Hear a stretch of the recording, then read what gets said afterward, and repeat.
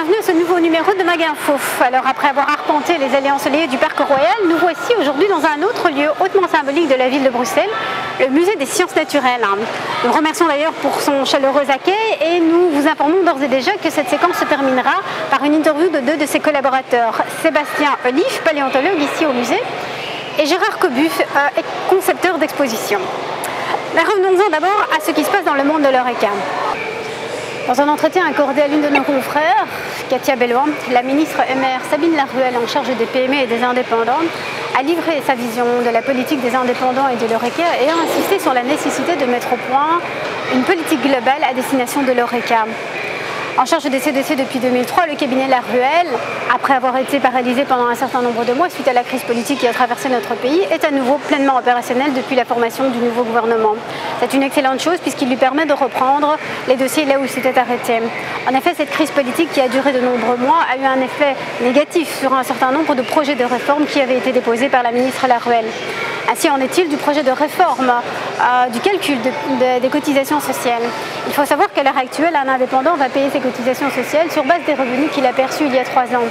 Or, en temps de crise, les revenus, bien évidemment, ont nettement baissé. Et ce qu'ils perçoivent aujourd'hui n'a plus rien à voir avec ce qu'ils percevaient il y a 3 ans. Or, le système est toujours le même et on calcule toujours les cotisations sociales aujourd'hui sur les revenus perçus il y a 3 ans. En 2010, la ministre Laruelle avait donc déposé une proposition de réforme de ces systèmes, prévoyant notamment le calcul des cotisations sociales sur base des revenus de l'année en cours.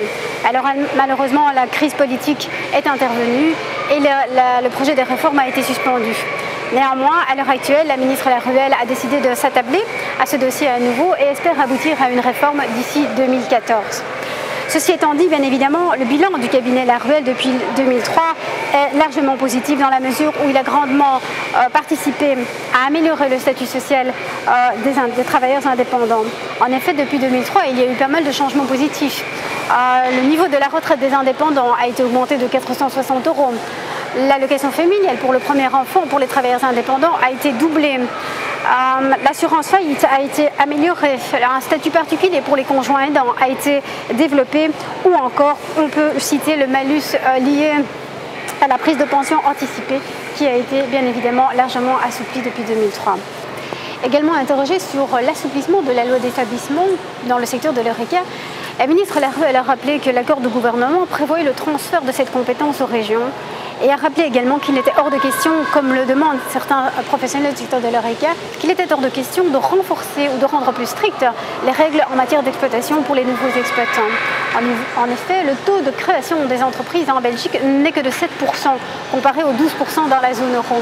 Il est donc essentiel, rappelle la ministre, de prendre des mesures concrètes, non pas pour affaiblir l'esprit d'entreprise, mais pour le renforcer. Également compétente en matière de sécurité alimentaire, la ministre Laruelle continue d'insister sur les règles pour un bon fonctionnement de la sécurité alimentaire au cours des formations professionnelles. D'ailleurs, des sanctions alternatives ont été mises au point par le cabinet Laruelle. Ainsi, un exploitant qui serait pris en faute a le choix entre la demande administrative ou le fait de suivre une formation. C'est une mesure qui d'ailleurs remporte un franc succès. Par ailleurs, le cabinet continue de travailler sur la simplification administrative dans le domaine de la sécurité alimentaire. Quant à l'arrivée de la caisse enregistreuse, la ministre Laruelle reconnaît qu'il s'agit d'une question délicate pour le secteur de l'Eureka. Elle est tout à fait consciente, bien évidemment, des problèmes que traverse le secteur suite à de nombreux bouleversements tels que l'interdiction de fumer, tels que la baisse de la TVA de 21 à 12%. Elle plaide donc en faveur d'un plan global pour l'Eureka à concevoir, bien évidemment, avec les professionnels du secteur. Une idée largement partagée par le secrétaire d'État en charge de la lutte contre la fraude sociale et fiscale. Le dossier est donc à suivre. Les vacances scolaires sont l'occasion pour les étudiants de faire des petits boulots et de ramasser un petit peu d'argent. C'est aussi l'occasion pour nous de revenir sur la législation qui réglemente le travail des étudiants. Jusqu'à présent, le système prévoyait que les étudiants étaient habilités à travailler 23 jours pendant les vacances scolaires et 23 jours le reste de l'année. Mais la législation a changé et la loi qui est entrée en vigueur le 1er juin de cette année prévoit que désormais les étudiants ne pourront travailler que 50 jours maximum sur l'année, vacances scolaires comprises. Une disposition de la loi est particulièrement délicate pour le secteur de l'Eureka. En effet, la loi prévoit que toute fraction de journée sera automatiquement considérée comme étant un jour complet de travail à déduire du contingent de 50 jours. Or, il n'est pas rare que les cafés, les hôtels ou les restaurants n'aient besoin de main-d'œuvre étudiante que pour une portion restreinte d'heures sur la journée. Ainsi, si l'étudiant vient travailler pendant une grosse affluence d'un café ou pendant que la salle est comble dans un restaurant, il perdra automatiquement un jour complet de son contingent de 50 jours. Une situation particulièrement désavantageuse, aussi bien pour le travailleur que pour l'employeur. Bien souvent, les étudiants n'ont par ailleurs qu'une connaissance très limitée de la réglementation en matière de travail d'étudiants et c'est aux employeurs de l'Oreca qu'il incombe de gérer les questions qui s'y réfèrent et de faire l'administration de ces étudiants. Alors pour offrir aux employeurs et aux étudiants un aperçu du nombre de jours qu'ils ont déjà prestés et du nombre de jours à planifier, par le biais d'un système d'attestation, un site internet a été spécialement créé à cette fin en décembre 2011. Il s'agit du site www.studentatwork.be. Une utilisation systématique de ce site devrait permettre d'éviter de dépasser le contingent des 50 jours. Néanmoins, un recensement a été fait sur les 4 premiers mois de l'année, révèle que seules 30 000 attestations ont été rédigées, alors que plus de 500 000 déclarations d'IMONA ont été établies. Concrètement, en cas de dépassement du contingent, bien évidemment, aussi bien l'employeur que le travailleur seront pénalisés, seront sanctionnés. À partir du moment où toute infraction va entraîner l'obligation de s'acquitter des cotisations sociales à un taux normal au-delà du 51e jour. Concrètement, qu'est-ce que ça veut dire? Eh bien, ça veut dire que la contribution de solidarité, par exemple, d'application pour un quota de 50 jours, s'élève à 2,71% pour un étudiant et de 5,42% pour l'employeur, alors que le tarif normal s'élèverait à 13,07 pour l'étudiant et à 35% pour l'employeur. Le calcul est donc clair, autant éviter le dépassement des 50 jours et faire tout ce qu'il faut pour rester dans ce contingent des 50 jours. De nombreux cafés se sont pourvus de machines à sous. C'est l'occasion pour nous de revenir brièvement sur la législation qui régit les jeux de hasard. Cette législation particulièrement restrictive en Belgique date de 1999. Une législation adoptée selon le Conseil d'État pour protéger l'homme contre son attrait indéracinable pour le jeu. Selon Willy Michiels, le président de l'Union belge de l'automatique, c'est une réglementation qui est vraiment nécessaire dans la mesure où les jeux de hasard souffrent encore d'une réputation particulièrement négative, aussi bien auprès de la population qu'auprès des politiques, alors qu'en réalité, les jeux de hasard sont strictement réglementés et qu'il n'existe plus de zone grise. Comme le rappelle Willy Michiels, l'homme a toujours été attiré par les jeux de hasard depuis l'époque romaine. Il faut donc mieux bien les encadrer que ne pas les encadrer du tout. D'autant plus qu'une absence de réglementation laisserait le champ libre à la parfaite illégalité. Les machines à sous constituent une source de revenus importante pour les cafés, une source non négligeable en ces temps de crise, surtout que les cafés souffrent de l'interdiction de fumer. La présence de machines à sous dans un café augmenterait l'attrait du café pour la clientèle. La législation belge est l'une des plus sévères d'Europe. Pour accéder aux salles de machines à sous, il faut d'abord être âgé de 21 ans et dans les cafés, la participation aux jeux de hasard est strictement interdite aux mineurs. Une législation stricte qui se justifie, comme je l'ai dit tout à l'heure, par la protection des joueurs. Pour s'assurer du respect de la loi, une obligation d'enregistrement et d'identification a également été instaurée depuis 1999. De plus, des limites maximales concernant les sommes que l'on peut miser ou perdre ont été instaurées. Par ailleurs, pour placer des machines à sous dans les cafés, il faut répondre à un certain nombre de conditions. Les exploitants doivent ainsi être en règle en termes d'impôts, de sécurité incendie, d'hygiène, etc. et doivent présenter patte blanche en présentant un extrait de leur casier judiciaire. C'est au bourgmestre qu'il reviendra de vérifier et de contrôler l'établissement. Des normes strictes qui sont tout à fait nécessaires dans la mesure où il existe à travers l'Europe près de 15 000 sites de paris, dont la plus grande partie sont des sites illégaux. Et pour clôturer ce Mag Info, une information qui ravira les gourmets et les gastronomes. En effet, la Belgique s'est sélectionnée pour la finale des Bocuse d'Or. La finale européenne des Bocuse d'Or s'est déroulée à Bruxelles durant le salon professionnel Oreca Live qui s'est tenu à Bruxelles en mars dernier au Palais du Heysel. À cette occasion, 20 chefs européens disposaient de 5 heures pour préparer un plat de poisson et un plat de viande, dégustés et évalués par un jury international de top chefs. Tandis que les autres chefs européens ont plutôt tablé pour une présentation classique en miroir, Robrecht Wissel, c'est notre chef belge, est ressorti des cuisines du concours avec un paysage marin blanc agrémenté de crevettes vivantes. Et pour son plat de viande, Antoine Van Luck lui avait confectionné des couverts avec les pâtes bleues du poulet de braise. Le jury international, composé de Yves Matagne, d'Alex Attalin et de Pierre Winans, a désigné les 12 candidats chanceux pouvant aller à Lyon, et parmi eux la Belgique. Si la Scandinavie l'a emporté haut la main, avec la Norvège en première position, suivie par la Suède et le Danemark, la Belgique s'est classée en 8e position. La finale du Bocuse d'Or se déroulera donc à Lyon, les 29 et 30 janvier prochains, à l'occasion du salon Sirin, et la Belgique y sera. Monsieur Coput, bonjour et merci de nous accueillir au Musée des Sciences Naturelles. Alors vous m'avez dit que vous étiez concepteur d'expo ici au musée. Est-ce que vous pouvez me dire un petit peu à quoi ça correspond cette fonction de concepteur ? Eh bien, ça veut dire qu'en gros, on me donne le sujet d'une exposition dont on a décidé qu'elle devait avoir lieu, et puis il appartient à moi et à mes collègues de débroussailler ce sujet, de comprendre ce qu'il y a de plus intéressant là-dedans, et puis de trouver les moyens de le présenter au public d'une façon attractive, compréhensible, intéressante, passionnante, s'il y a moyen.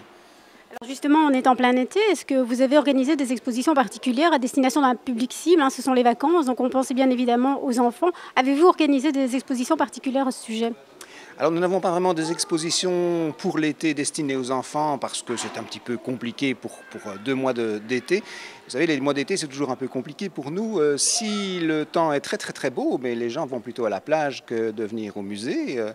Ce que nous essayons de faire de toute façon, c'est de prévoir pour les enfants des activités, des ateliers, des choses qui leur sont spécialement dédiées et qui leur permettent de se promener dans le musée avec nos animateurs et de bien comprendre, de s'amuser et de profiter un petit peu du musée des sciences naturelles.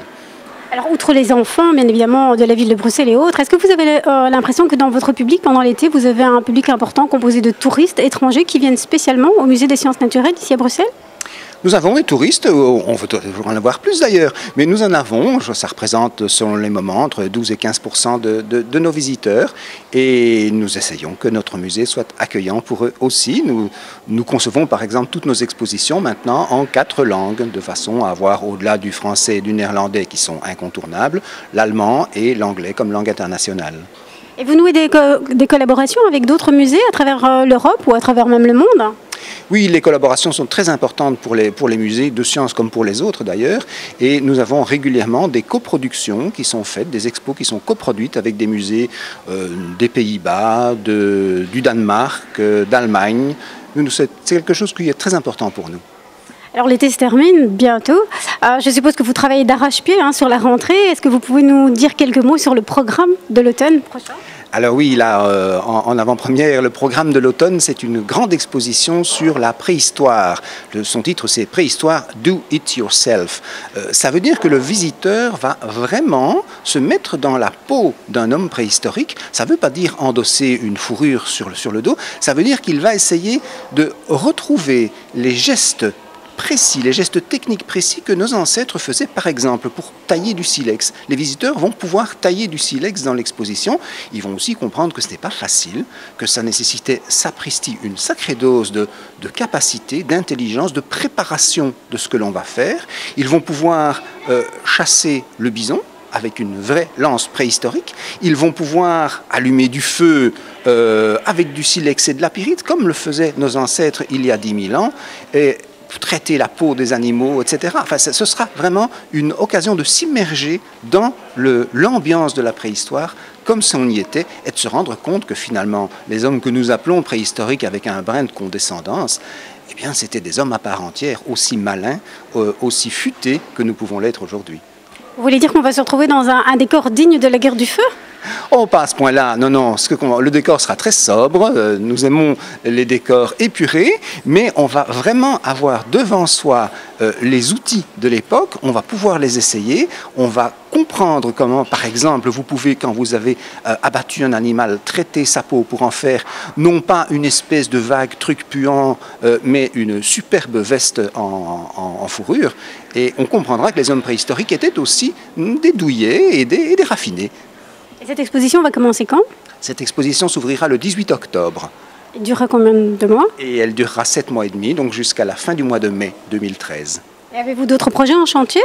Alors bien sûr, nous avons toujours plein de projets. Une exposition suivante est déjà sur les rails et elle s'ouvrira quelques mois plus tard. C'est une exposition sur les bébés animaux. C'est une grande première et elle sera particulièrement destinée évidemment au public familial qui viendra avec ses tout-petits voir comment font les tout-petits des animaux.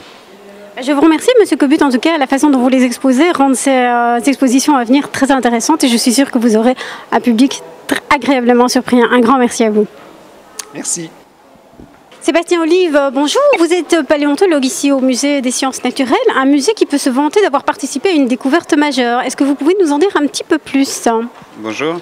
Oui, alors courant de l'année dernière, en juin 2011, a été découvert un insecte complet, fossile, datant de 365 millions d'années, du côté de Namur. Alors c'est une découverte majeure. Est-ce que vous pouvez nous dire en quoi cette découverte justement est primordiale? Alors cette découverte est majeure parce que l'insecte est très bien conservés. On a très peu d'insectes fossiles, donc plus anciens que notre insecte, juste des fragments. Et par la suite, bien longtemps après, on trouve des insectes. Mais pendant toute une certaine période qui s'étale de 325 millions d'années à 385 millions d'années, on n'avait rien dans le registre des insectes fossiles et cette découverte vient combler justement ce vide de connaissances. Qu'est-ce qu'on peut espérer apprendre finalement à partir de cet insecte? Alors cet insecte nous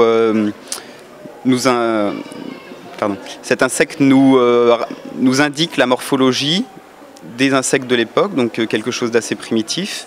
Donc nous apporte énormément d'informations sur comment les insectes étaient à l'époque. Et à quoi ressemblait visiblement le Strudiella à l'époque du Dévonien supérieur?